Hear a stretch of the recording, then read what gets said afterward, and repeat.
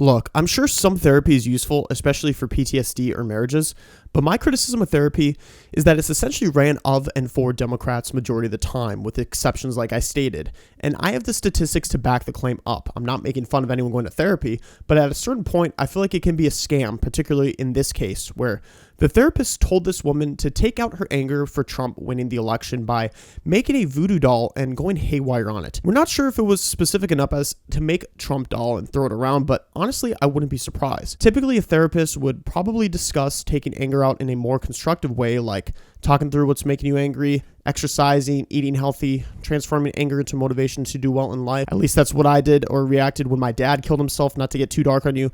But that's what tracking that therapy would recommend. Actually, I kind of like that name.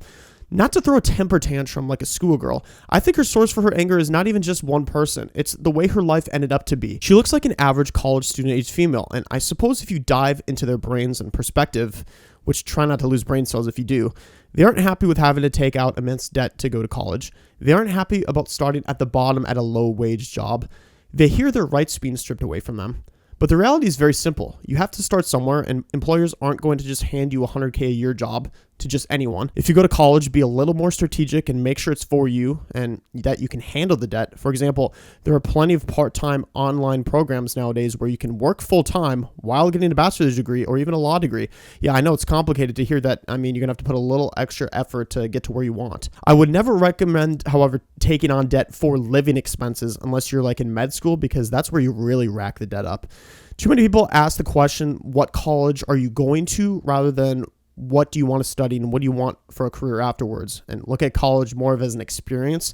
And that's when it gets dangerous, when 40% of people don't even graduate with a degree entering college. And the whole rights argument about your rights being stripped away, it's just a scam. Remember, not supporting the right to abort a baby is not equivalent to being a raging sexist.